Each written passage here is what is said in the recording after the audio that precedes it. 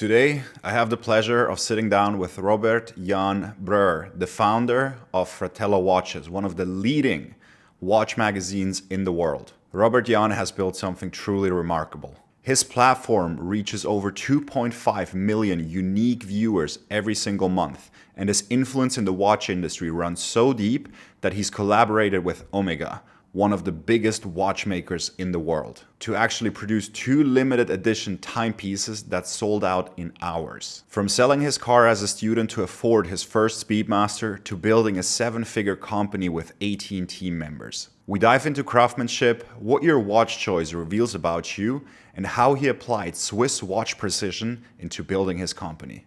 Let's get into it. Robert Jan, thank you for taking the time today. Hi Robin, no, all good. I'm happy to be on your podcast, so very much looking forward to, I hope.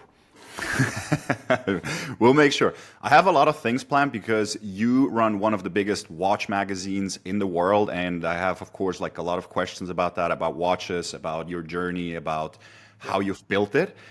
But before we get into that, we want to play a little bit the stereotype game. Because around watches, I think there are sometimes some stereotypes about specific models, brands, and everything. So I'm going to start off reading you out a few watches, brand and model, and you tell me what kind of stereotype wears that type of watch, right? Perfect. Let's go. Cool. So let's start off simple. Rolex Air King. I think the guy who wants to have a watch with the brand name on the dial and has no money. Entry-level assistant. Exactly. Just starting out. Cool. Cartier Santos. People with loafers with tassels. I see it. Do you see it often like more? What I noticed, I see it often with bankers that are like, let's say 45, 50 plus is like a typical demographic for them. Yeah, and they don't know where to go yet. Why? Look at the watch. No, it could be a banker.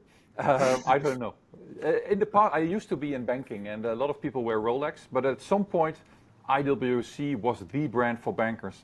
It was the new Rolex for bankers, but that's many years ago. I see. Omega Speedmaster. Yeah, people with great taste. I think somebody has a strong bias here. Yes. Hublot Big Bang. People with no taste. I hear that like Hublot is like one of the most hated brands around. Like, do you but need it's that to be also true? a bit of it also turned a little bit into a running gag, because on a serious note, they are quite serious about watchmaking these days. They have some very nice movements. They do a lot in-house, and I think they are being made fun of just for the fun of it. But if you look closer, if you visit their manufacture in Switzerland, it's actually quite impressive. So it's not always deserved. And what I applaud them for is that they do weird shit. Even today, they come with a watch made out of concrete. Man, that's cool. So where do you think the hate comes from? That's an easy victim. Just, bully the fat kid, right? It's easy. Now a little bit more to the typical one. Let's say Rolex Submariner. The Rolex Sub, I think that's it's a nice watch for women. How come? I know a few women who have one. That's why. Always looks good on women. It's a big watch. It's very in your face. No, it's an iconic watch. It's an iconic watch. I love the Submariner. I own one, a very old one. I also had a modern one. That's not for me. But it's a cool watch. But it's in your face, but you see it everywhere, right? It's just a good watch. It's funny that you mentioned that it's a women's watch, because when I was in South Africa and I visited one of these IV drip laps. The girl that was running it there, she was like, imagine, she's like, I don't know, 40, 50 kilos, like 160 tall, like, like tiny little woman. And she was wearing a Daytona. That's not my For- preference. Yeah, but on her wrist, because she had to remove so many links Yeah. that it looked like, like a toys watch on her wrist. Yeah. So funny. Yeah. Now the big boys. Richard Mille RM 1103. I heard you get it for free if you buy your third Lamborghini. Oh, then I need to get 2 more. Yeah, there you go. Really? No, It's like the Lamborghini watch. it's a Lamborghini watch, man. Richard Mille cost a Lambo, as a one rapper said. Yeah, exactly. Yeah. Moonswatch. People with big aspirations. What do you think in general of that collab, in honesty? Because you're an advocate of like Omega. Yeah. I'm a Speedmaster collector myself, and when they came out in 2022, top of my head, 2022, I was invited by Swatch to come like a week in advance before the big launch, and I was really, at first I thought, this looks like a Speedmaster, and it is, of course, and then it also said on the dials, it says on the dial Speedmaster, right? And I gave it a little bit of thought, but I thought that's genius, because otherwise people would have said, oh, it's a Speedmaster copy, but now you put it on a dial, so it becomes a Speedmaster. And I think the first 11 that they released with all the different colors and planet reversals, I think that was very cool. I think they ruined it a little bit by 1 year after doing one every month, the same watch with a slightly different second hand. I think that was really pushing it. Because if they would not have done that, and then 1 year later again, 2024, come out with the Snoopy models and the Earthrise, I think that would have been cool again. But because 1 year long they did every month, they did this one specific version with just a different second hand, I think that was a bit too much. That was just milking the cow. And of course, the cow needs to be milked, but yeah, this was a bit too much. In general, I like the project, but I think it was just too much, and they should have come up with something more interesting, variations in bioceramic. And I have seen some prototypes at Swatch doing Swatch collabs with different brands, also outside of the Swatch group. I can't mention any brands, but I think that was really cool. I see. Okay. So, and it's a fun watch, and people thought that it would have that it would dilute the Omega Moonwatch, right? Because it's a cheap version, 250 euros or 300 euros, I don't know what the price is today, that it would dilute the 6,000 or 7,000 euro Speedmaster. But I think it's the other way around, because of the Moonswatch, the original Omega Moonwatch got a big upside in sales. There was like 50% more sales in the months after. Because of that Moonswatch. And I also saw people buying the Moonswatch first, then got hooked to it, and then bought the original thing. So then later on they bought the Omega Speedmaster Moonwatch. So I think it had this effect. I just feel they did too many of them. It's like the entry level watch to get hooked on it. You know? Yeah, perhaps it's your gateway drug. Yeah. Gateway drug, yeah, exactly. Breitling Navy Timer. People with very big wrists. And good eyesight, because it's a busy dial. I think my dad has one of these, and I think in general, like Breitling is also like something for for more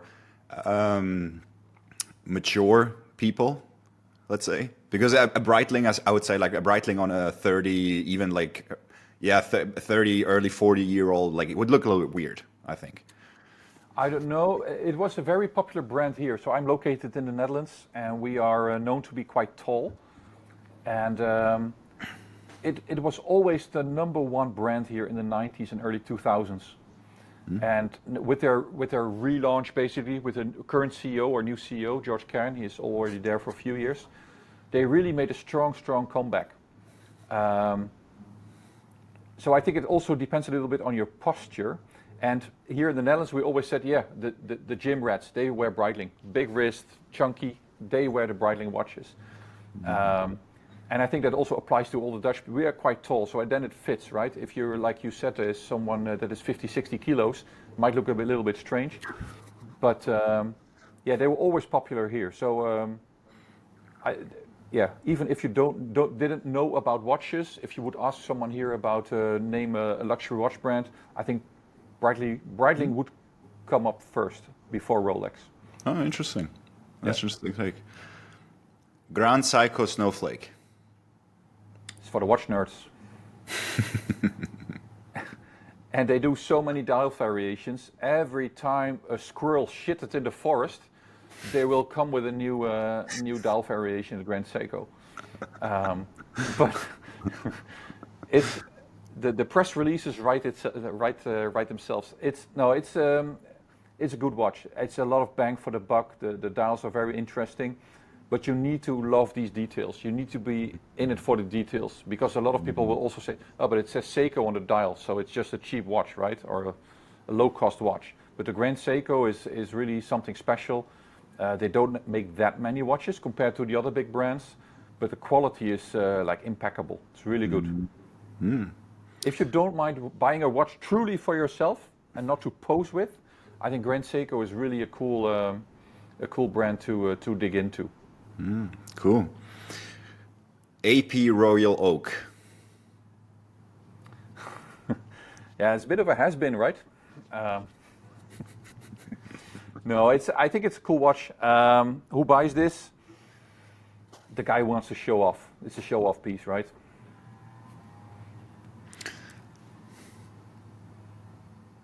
What Rolex used to be as a statement watch, as a you made it. I think that's what AP is today. Because I'm just like trying to think, like, who do I know who has one, and if they, like, it kind of fits. Yeah, it kind of fits, definitely. I had a few myself, but at the time the price were completely different. So that brand turned around big time in the last 2 years. I think I bought my last new one in 2010, and then people were asking, "Hey, did you buy your grandfather's watch?" People didn't get the design; it's very 70s. They also didn't get why it was so expensive, while at the time you got 30% discount. And that completely changed, I think, due to social media. They did a proper job there, also connecting to some big names of famous people. And the watch is everywhere. If you are like me and like to watch the Kardashians, I mean, the AP is the only thing they wear almost. Yeah, it's a rich man's toy. And yeah. Sweet. On that one, I have my own specific opinion, but I'll let you go first. It's a good watch, though, AP. Yeah, but the Rolex Yachtmaster 2. It's cool if you're into construction work. Or pretending to be an astronaut. Yeah, I don't know. I think the Yachtmaster 2 was discontinued a few years ago. I don't think it ever did that well. It was a huge chunk of gold. But it was a very complicated watch. So behind the facade, there was quite a technical thing, that watch, with the countdown timer, and quite a cool watch. And I think it's more complex or complicated to make than a Daytona. I see. And now the biggest one, the Apple Watch. Yeah, that's just awful, man. Then you went bankrupt. Or liking to get distracted. That's how I see it. It's like a distraction watch. Yeah, I don't see it as a watch. We have some people here in the office that wear it next to the proper watch. So they wear their proper watch on the left wrist and the Apple Watch on the right wrist, because they see it more as a tool or a satellite of their phone or laptop rather than a watch. I mean, it says Apple Watch, but it's a bit of a different device, right? When I go to the gym, then I see a lot of people wearing Apple Watch, and I get it. It measures all sorts of stuff. But if I see people wearing suits that go to their office wearing a smartwatch, like an Apple Watch, man, that's just sad. God be with you. Yes.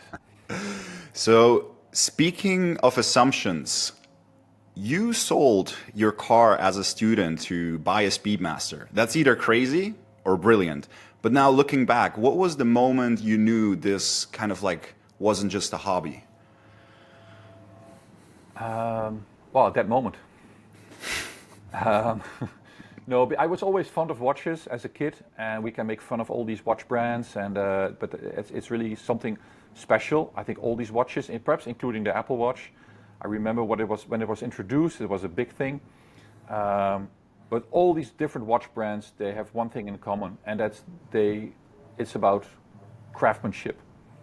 And whether that's a Hublot or an AP, they all make very good watches. You cannot say that there's a bad watch and a good watch. They're all kind of special in their own way. It's like looking at luxury cars, basically. You have your preference, right? Some prefer a Ferrari for being a Ferrari. Some prefer a 911 for being a sports car that is as reliable as a Volkswagen Golf.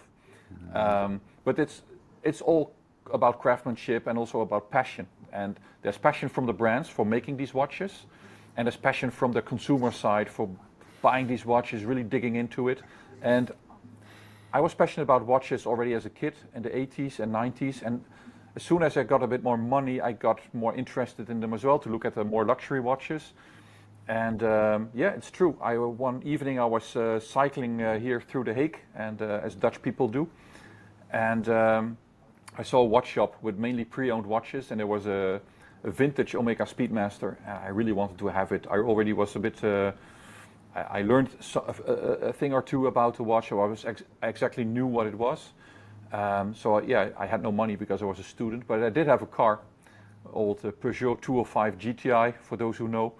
And I sold that car and I bought a Speedmaster, and I didn't get much money for the car, but also at that time the watches were relatively cheap. It's the late 90s, so it was not that much money. In the end, what did better? I think if you have a 205 GTI in pristine condition, I think that might be worth something, but mine wasn't. And the watch is. So I wore that watch for a long time, but I think I paid like 900 to 1,000 euros for the watch. And today it's probably around 9,000, 10,000 euros. So I think I did well in that regard. But it's the watch that will never leave the collection. It's my first like proper watch that I bought, and it's a starting point for collecting watches and dive into watches on a much deeper level than before. And starting my own business, basically. What was it about the Omega Speedmaster that captured your attention? For me, it was purely the design. Omega ran into my family for a long time, but a different model. It's the Constellation model. So I was familiar with the brand. I was familiar with the Omega Constellation, but the Speedmaster came only later on my path when I start to learn a little bit more about watches. And it was just as iconic as the Rolex Submariner that we made fun of before. It's just an iconic watch, and the Speedmaster is, I think, as iconic as a Submariner. For me, it was the design of the watch. It's a very clean-looking, black and white, monochromish chronograph. Very easy to read, very easy to operate, very reliable. And so design first, and then only later I was also drawn into the whole moon story, that it was the watch used by NASA astronauts, and still is today.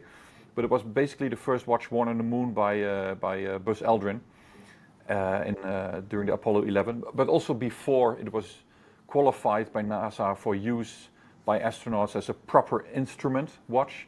It was also the only watch that they could wear outside of the spacecraft. And today it's still the same thing. So astronauts, cosmonauts, they get a hand-wound moon watch for use outside of the spacecraft. They get a Speedmaster X33, which is a digital watch, not a smartwatch. It's not that smart, but it's a very functional watch for keeping track of tasks and events within the International Space Station, for example. So there's a lot of storytelling there, but it's like a proper story. It's a true story, but it's also just the design of the watch that, in my eyes, is timeless. Mm-hmm. Mm-hmm. Is that like also a 911? Is that also what's on your wrist today? Yeah, so I'm wearing a full gold Speedmaster. It's an edition from 2019. Omega did a They were very good at re-editions till recently.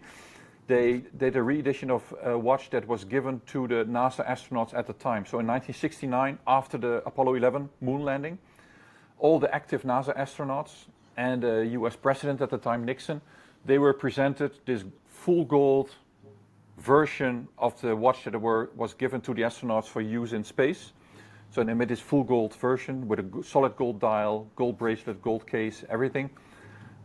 Special case back with a special engraving. And in 2019, for the 50th anniversary of that, they released this watch, which is basically, in essence, is the same.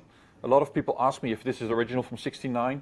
Also, people who really know their watches. So from a distance, you almost can't tell that it's not the original from '69. And they did exactly the same number as they did back then, number of watches. And they numbered the watches as well. So I always try to get number 13. So this is number 13. And that's also the number that my favorite astronaut back then got in '69, Tom Stafford. So he was on Apollo 10 and also Apollo Soyuz mission, and very much involved in the whole space shuttle development in the 80s. And I got to meet him a few times, and he had number 13 of the original one. So I'm very happy to have the number 13 of the re-edition. That's cool. Because I think also like Neil Armstrong's Omega is like one of the watches that has been going over the like auction, like for one of the most expensive watches, if I'm not mistaken. 1.8 million X premium. So that's like $2.2 million, including the buyer's premium. Yeah, that was a high amount. Very cool. Yeah. Was back then James Bond also, because James Bond Omega is also like there's a connection, right? Yeah, that's basically a partnership like they have with Aston Martin. At some point in the 90s, they had with BMW. Don't know if you remember. So they did with Heineken, BMW, and Omega. So in '95, GoldenEye was the first movie with Pierce Brosnan that there was an Omega Seamaster watch. And since then, the partnership has been going on. So in every Bond movie since then, it's an Omega on his wrist. Before, of course, the first movies, there was a Submariner, and Dr. No, for example. In the books, he wore a Rolex, but that was the Rolex Explorer, so that's a different watch. Because Ian Fleming, the author of the James Bond novels, he was wearing a Rolex Explorer. So James Bond also got a Rolex Explorer on his wrist in the books. And in the movie, Dr. No started with a Rolex Submariner. And in later movies, there were all different watches. So there were Breitlings, even Seiko, there was, I think, Heuer, all sorts of watches. But yeah, in 1995, they commercialized it more or less, that there was a partnership, and that has been a lasting one. For 30 years, yeah. I remember this one scene. I think they're in the train, and the woman asks Daniel Craig, the James Bond, like, "Oh, Rolex?" And he's like, "No, Omega." Yeah, what do you think? What do you think that intention of that scene was? Yeah, there's a rumor that it's been paid for. That Hayek, the boss of Swatch Group at the time, paid like $1 million to have that in the script. But it's a rumor, so nobody confirms, nobody denies. But yeah, it was a good one. I mean, that is what it is. It was a clever move. Even if it's paid, I think it's super clever. If it's not paid, even better. But in the end, it doesn't matter, right? Because it only matters to the watch nerds that are, perhaps it's paid, then it's less cool. Nobody cares. It would be interesting to see if Omega has seen, after that movie release, some increase in their revenue because of that. Yeah, I believe that, and once I had a separate business in analytics for watch brands, so I measured the interest in watches using Google data, using data from Chrono24, one of the biggest marketplaces online for watches. I measured it during Spectre, I think, that was 2015. You could see a huge peak in traffic for Omega Seamaster watches during the movie release and right after. There was a huge spike in traffic for Seamaster. So of course it helps, otherwise they would not do it. And I also know from the retailer side that Omega dealers, they told me that, yeah, if there's a new Bond watch, we get people in that just ask for the watch that Bond wears in the latest movie. They don't even know the brand, they don't know the watch, but hey, Bond wears it, so let me get the watch. So it's perfect. It's the perfect advertising or ambassadorship you can have. Like the Moon Watch, the Moon Story, plus James Bond. Yeah, that's just ace. Genius move. You have built Fratello into one of the top watch publications on the planet with like 2.5 unique million views per month. Yeah. Was there also like a specific watch that has marked a milestone in that growth and that success? No, because it came gradually. So it has been a long process, right? I started in 2004 as a hobby project. And you start out with a few dozen views per month, and then hundreds, and then thousands.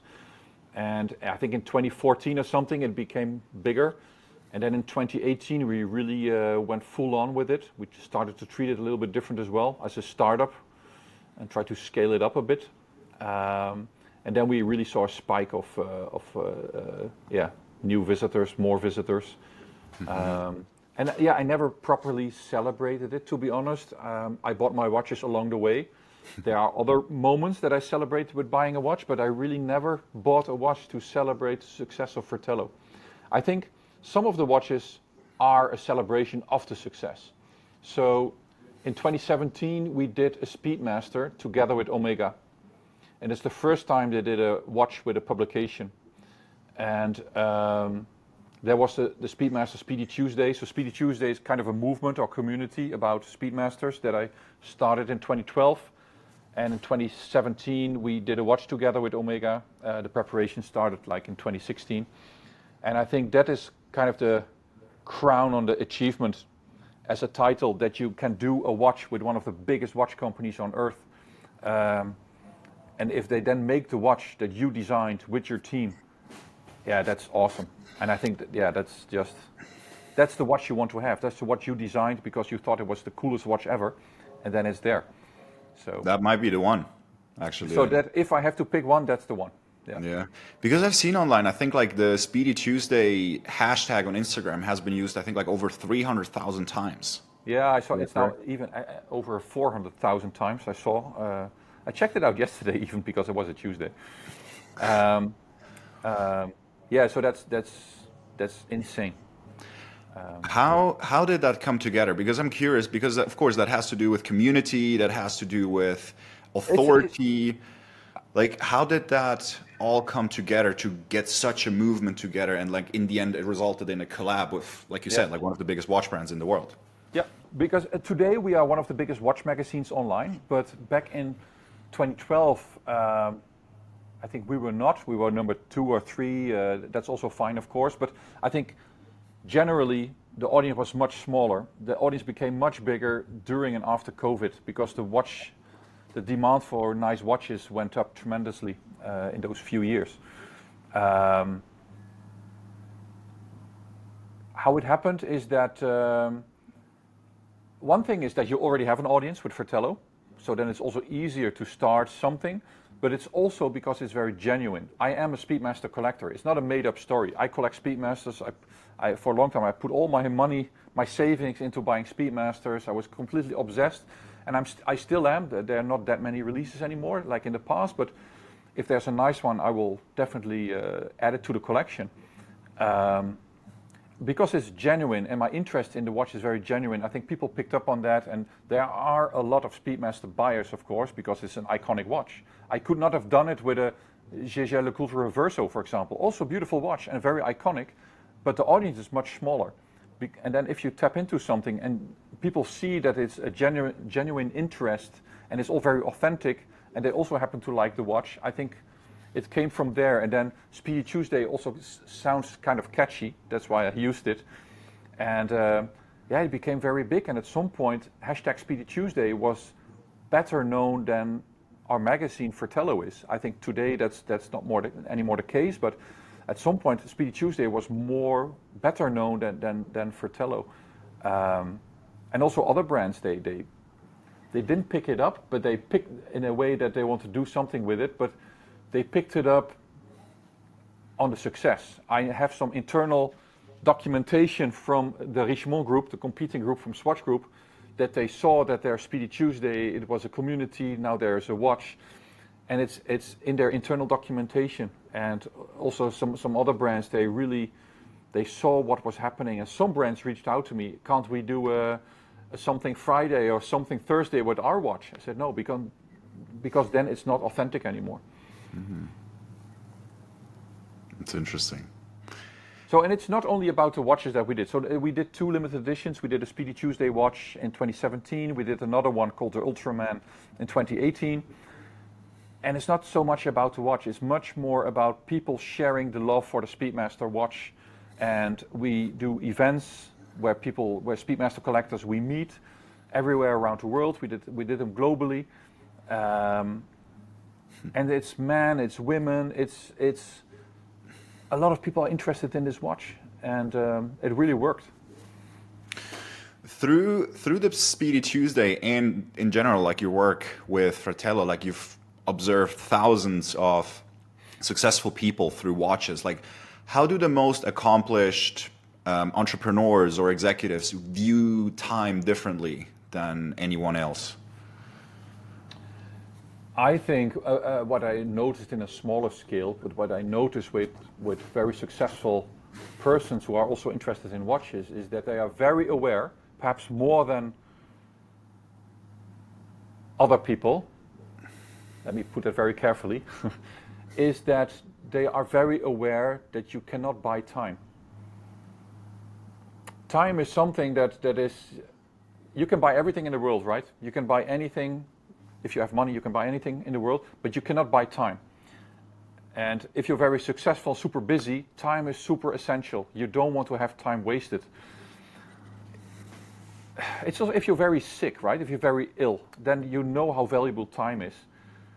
Time is the most precious thing we have, basically. And I believe that there's one group of people that buy watches to show the success they have. So they buy their Richard Mille, or they buy their AP, but I think there's also a group of people that buy a watch because they know how precious time is. So it's not so much about the watch. It's that they appreciate time and that they are very aware how precious time is as a concept. You only have little time. So it's better to measure it on a very nice watch. Money you can gain and lose, time you can only lose. Yes. And it goes through everything, whether you're super successful in an unfortunate situation that you're very ill, or when you have kids. How often do you hear, oh man, I still wish there were little. It goes so quick. That is what it is. So time is super precious, and I think it's also then nice to measure it on something precious. And I think a lot of successful people, they understand that concept that, man, time is so precious. We need to be so careful and conscious about how I spend my time. It's I think that is one way. I think that's the good way. I think if you buy a watch just to show off your success, I don't think that's the good way. I heard Dan Martell, like he's a successful entrepreneur from Canada, talking about that, and it resonated big time with me. He mentioned like he has also like a Richard Mille Baba Watson, I think it's called, which costs I think like 500,000 or something like that. And he said the connection, like he also wrote a book that was called Buy Back Your Time, because like he values time more than anything. And he bought that watch in representation of like he even has a full calculation. So the watch is like 500,000. Apparently the average individual works 2,000 hours per year, and he wants to build $1 billion company. So 2,000 hours times 500,000 is $1 billion. And that means for him, he implanted in his mind now, whenever he looks at the watch, it reminds him how precious his time is. Yeah, it's like a mascot, right? 100%. I also actually try to do that now. So like when I bought my first more expensive watch, I was also like, yeah, like I shouldn't get like too hyped about it. Like nothing changes, let's say, you know, like you're thinking like, oh, it has that status thing or something. Like, no, my intention with it was to buy something that reminds me about that my time is valued, that it can go away quickly. We don't know how much time we have left. And whenever I look on my watch, I try to go back into the present moment and forget about all the problems and all the roadblocks and everything that you have, all the shit that we have to deal with. and come back to the present moment and try to appreciate what we have, so you can also feel that time is actually not passing as quickly as you think. Because I think that's one of the main reasons why people think like, oh, like you're always like, as the older you get, the quicker time passes. I think there's actually like science that shows because we stop appreciating time less, and that's one of the reasons, of course, like besides routine and all of that, that makes us go experience that. Yeah, Right? yeah, yeah. Yeah, I fully agree. It's something very precious. It's also something you are not that. I think most people, when they are younger, they are not so aware of the fact that time is very precious and that you need to spend it wisely, or should spend it wisely. You don't need to do anything, but you should spend it wisely, I guess. Same for me when I was much younger, like in my 20s. I wasn't that conscious of this whole concept that, man, you can't get this time back and so on. I had a good life, I had a good student life, but now that I'm getting older, I'm more conscious about time and how quickly it goes by, and try to spend it more wisely. Also try not to spend it on nonsense, and also try not to spend it on people who are not worth my time. Not to sound arrogant, but I don't want to spend it on people who just have a negative aura, right? That doesn't sound arrogant at all. It sounds like you know where your boundaries are. Yeah, but that's also something you learn. I learned that there are boundaries, and don't spend it on negative stuff. Yeah. What do you think? Like when a CEO walks into a room, because people notice everything, right? Posture, Of course, suit, watch. Yeah. How much does that timepiece actually influence in how others perceive their authority? Okay. A good example is I had a stepfather. He passed away a few years ago. He had a very successful company, and so he also drove a company car.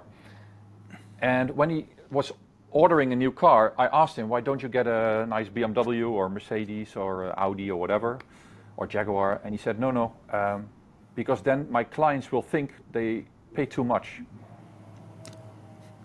So that's one way of looking at things. And also, I think that's also a very common thing, at least here in the Netherlands. It's a bit chauvinistic, or Calvinistic, I have to say, that if you show up with a very expensive watch, people think, oh yeah, I'm paying you too much. While another good example is a guy I know here. He has a very successful business in coffee and coffee machines. And he said, I have a Rolex, but I don't wear it to my clients because then, they have the feeling they pay too much. So I wear my Patek Philippe. Because there was quite a while ago, they did not know what a Patek Philippe was. They just that's why I was like, they had no idea. So that's not a recent example. But they had no idea. With the Rolex, they saw Rolex. Oh, it's expensive. But Patek Philippe, they had no idea. And what I want to say is that there are two ways to interpret it. I think one way is that, oh yeah, I pay too much, so it's too expensive. I don't want to do business with you. The other thing is that someone comes in a room with a super nice watch. You can also think, this guy appreciates the finer things of life. He appreciates craftsmanship. He appreciates design. He's very aware of these things, of design, precious things. So it's not always about showing off or spending it on luxury items. I also think it's about appreciation.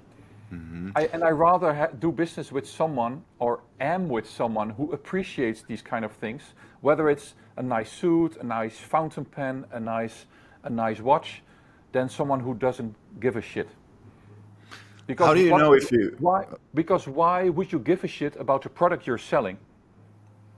Then, if you care about how you dress and what you wear and if you use a nice fountain pen or whatever and have a nice car, you probably also care about the product you're selling. Mm-hmm. You put effort and energy into this because it needs to look good or be of a good quality and so on. If you come in with a $50 suit, who tells me that the product you're selling isn't shit too? Mm-hmm.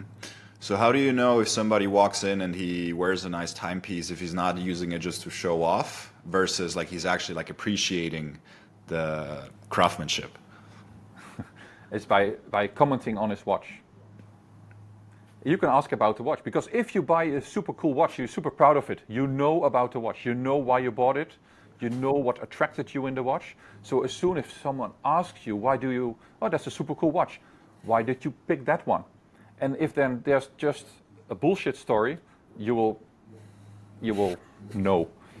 But if there's a passionate story about, man, I love the design of this watch, or it remembers me of the watch my father wore, yada, yada, yada, or it has a super nice movement, hand finished, yeah, then you know, okay, this guy really appreciates the finer things in life. To circle back what you mentioned earlier, I try to see your opinion, and I thought about like how I see it. If I would have a scenario where I would have two, whatever, CEOs, entrepreneurs, and like you're looking for collaborations in business, I think subconsciously I would perceive the one that wears a more expensive watch as more successful, even if they would have the same skill set, the same tonality, the same aura, because it's kind of still a symbol of like, okay, what I do works. Yeah, for me the success is in the numbers. So if you are able to show that your business is successful, I think you do that by hard facts, by showing numbers. Then you can wear an Apple Watch or a Richard Mille. That doesn't matter that much to me. But for me it's that. So it doesn't say that much to me about how successful someone is. It says something to me about how he spends his time and money. But not per definition how successful someone. Of course, if you have a lot of success, you probably make a lot of money. If success is automatically converted into a good financial situation, because some people also can have success in a totally different way. But if success was converted into money, into finance, I think, yeah, then he has more money to spend on a nice watch. But then that's still, I don't know. For me, there's not a hard association between a very successful business and the watch someone is wearing. Because there are also people out there who fake it with a very expensive watch. With the fake watches, too. Also that. But yeah, it's not that difficult to buy a nice watch from your last $20,000 and then make up a story. But yeah. You've met thousands of watch enthusiasts. Like, what was like the most surprising profession you've seen obsessed, like people being obsessed with timepieces? Oh, that's a good one. That's a good one.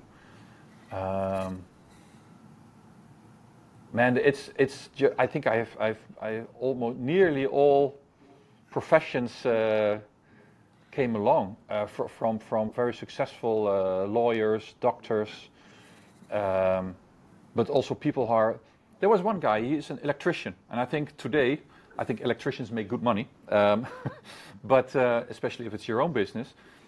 But that surprised me a little. He was, yeah, I'm an electrician. He said, and perhaps he downplayed it. I don't know, but he had an insane watch collection, like insane.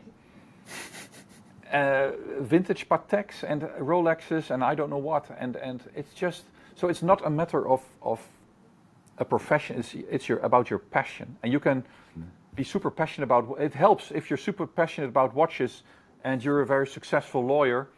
Then you're a very successful doing a successful newspaper round, right?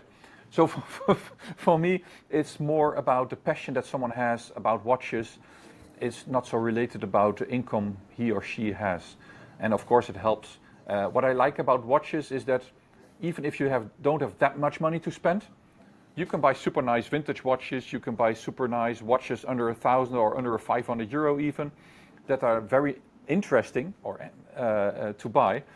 But yeah, if you are very successful, have all the money in the world, everything is open. Yeah, you can go really all out, and there you can make a decision. Also, I will buy from Patek Philippe or AP or Richard Mille, but you can also say, hey, I like the small guys, the small independent guys that make very much horlogerie pieces, everything finished by hand, crazy stuff. They only make a few hundred pieces a year.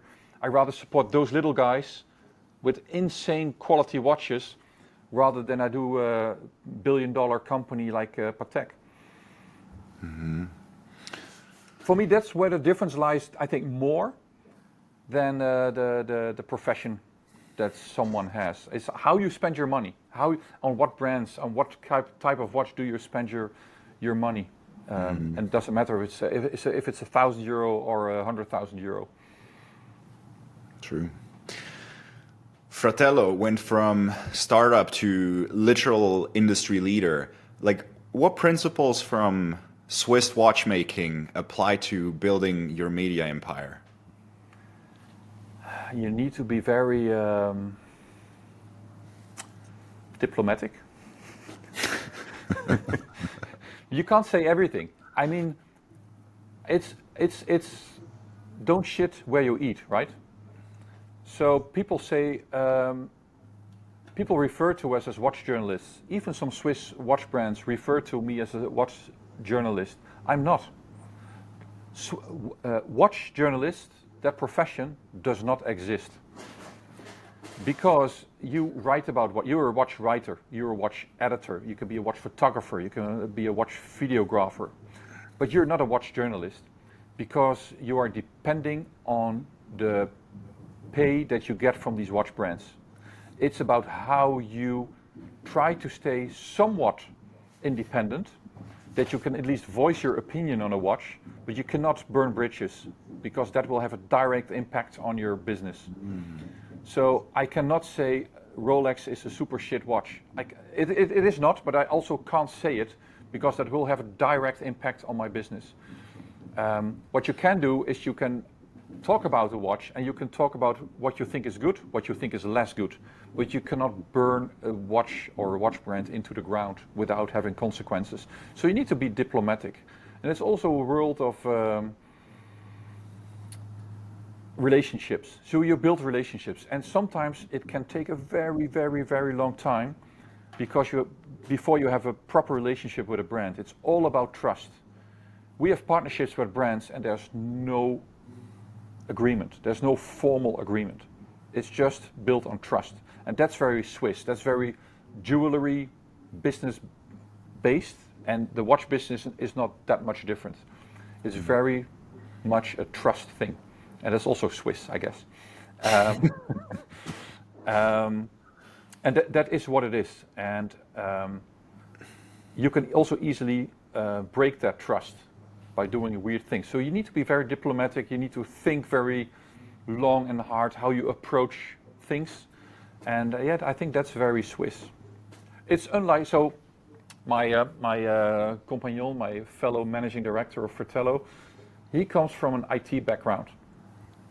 It took him like 2 years before he realized, oh shit, this is a very different business than I did before.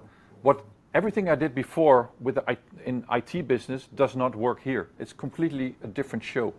It's all about relationships, basically. And not so much about how I can quickly move things around. If I spend a lot of money on that it will grow. No, it doesn't work like that. Mm-hmm. Yeah. What was the biggest business mistake you made in the early days that actually taught you something valuable and brought the company to what it is today? It is, I think, the relationship part is much more important than I had realized. I also have a background in information management or information technology. I did not realize at first that relationship is the most valuable thing.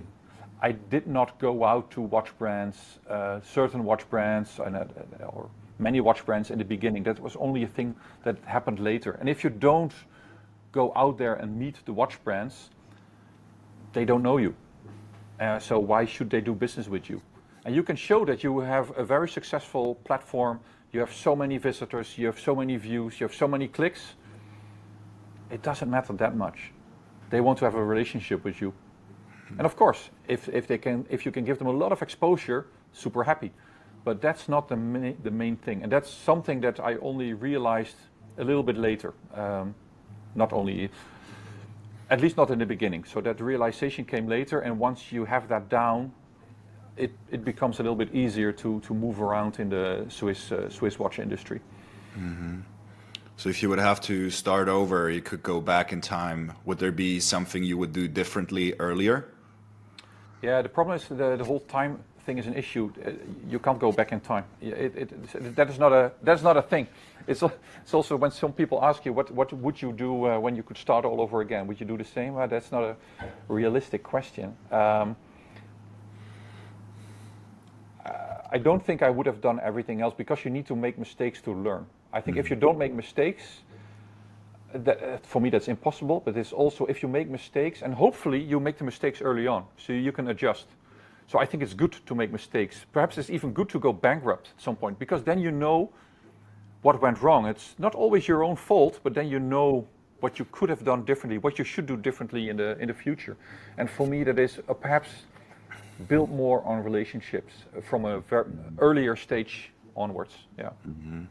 So if someone would wanted to build a 7-figure media company in a niche they're passionate about, like what would you tell them to focus on first?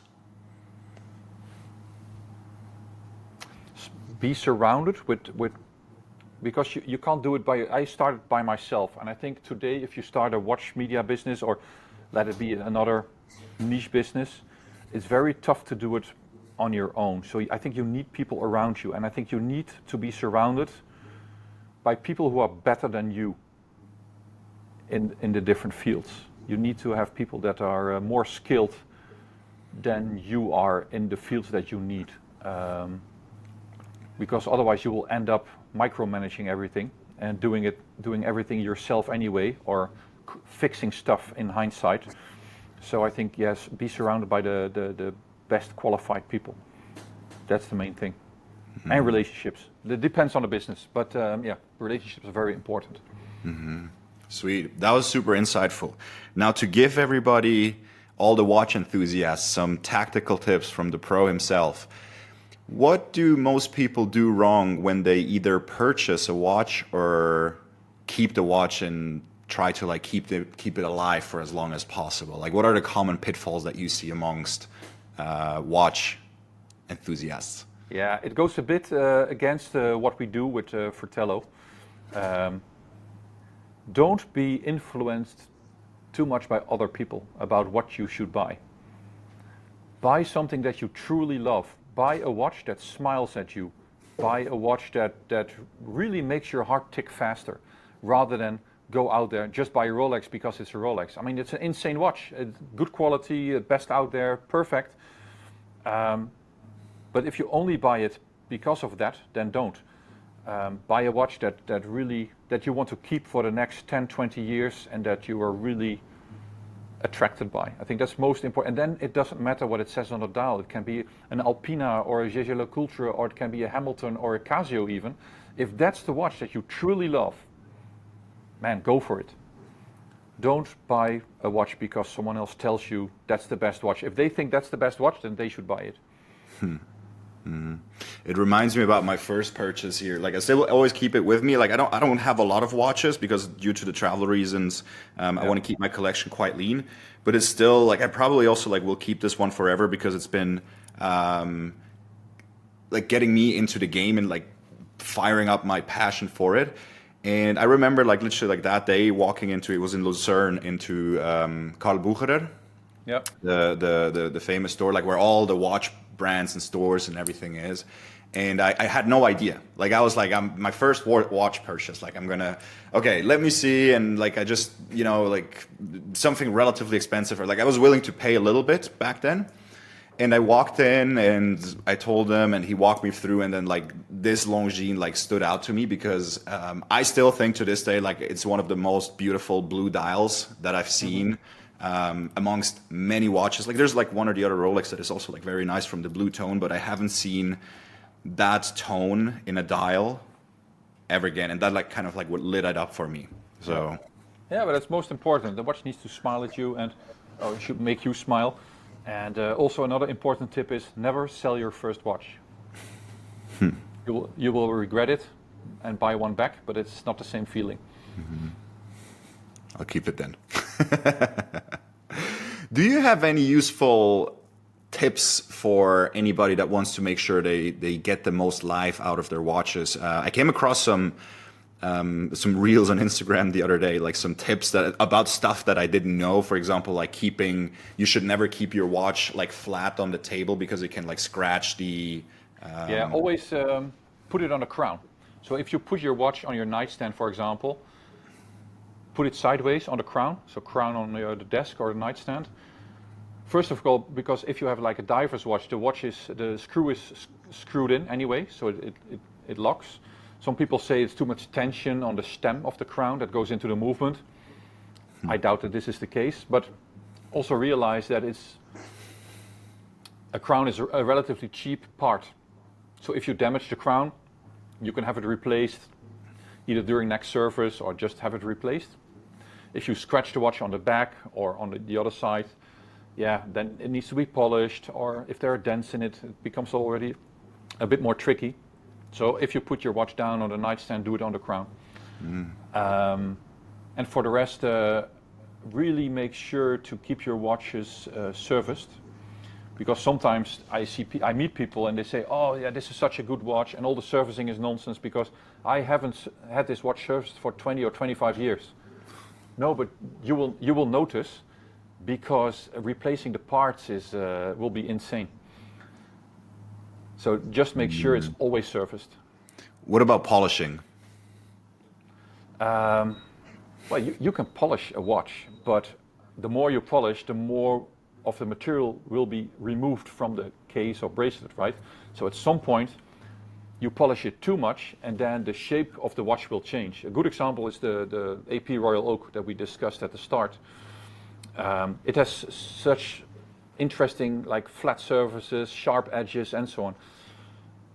I remember that someone at AP told me we can only polish a Royal Oak 3 times in its lifetime, because then it will change the shape of the watch too much, and then it's not like a proper Royal Oak anymore. Because I remember, like, when I bought my sub, I think like 2 weeks in or even less, I made a big scratch on the clasp, and I was like, oh no, like, I owned it. I know why it happened. But of course it makes me like very inclined to like get it polished already. But someone told me never polish your watch more than once a year. Well, That's already too much. Yeah. Yeah, I think if you have your watch serviced once every 8 or once every 10 years, or if something happens that it really starts to run too quick or too slow, then have it serviced. But with polishing, I would really not. If there's a scratch, make sure it was a good story why there is a scratch, or just make a nice story up because why there is a scratch. But yeah, because you can have it polished, and then a week after you can make a new scratch or ding it against the wall, or yeah. I would really be cautious with polishing a watch. Yeah. Have you seen this Nano Clear? You know, the polishing for at home kit. Yeah, don't. No. Don't. Why? No. If you have a watch polished, have it done either by the factory in Switzerland or Japan or wherever your watch comes from, or make sure that the local service center of the watch brand, they can do it properly, because they use like a lapping machine. I don't know the English word. I think it's a lapping machine, often done by proper machinery. They have different kind of tools to do all the polishing. It's really a trade. Don't try it at home. Really don't. Because you will see for Rolex, for example, some people try to brush it with like a 3M, very fine sanding paper, or like a sponge. You can see it because it's not straight. It's not exactly like a straight vertical brushing anymore. It will look awful. And you will also hit parts that should not be brushed or should not be polished, that you will then ruin basically. So don't do it at home. I also know the Cape Cod cloth, the polishing cloth, was very popular at some point. No, just let the watch be scratched. It creates character. You just saved my watch. Embrace the scratches, man. Embrace the scratch. I was just about to order the kits for at home, because they do good advertising in terms of like how to make but don't fall for it, because just don't really, because you mess up the watch and then you end up sending the watch to the factory anyway to have it redone. I really would refrain from doing so. It's really a trade, and it's a pity. And also, imagine you keep your watch in pristine condition. You always have it polished. There's no dent. There's no scratch. And there will be a time that you have a son or a daughter turns 21. And you say, "Here, is the watch that I wore for 20 or 21 or all of my life. I hand it over to you. And you hand over a brand new looking watch. That's not the watch of their dad. That watch doesn't show that their father loved that watch. It shows a watch that was just polished. I think it's much cooler if you get a watch from your father or mother or grandfather, whatever, that has signs of wear, that they truly loved wearing that watch. I think it's much more valuable. Love that. Robert, Jan, thank you so much for your time. No problem. It was fun to do so. Cool.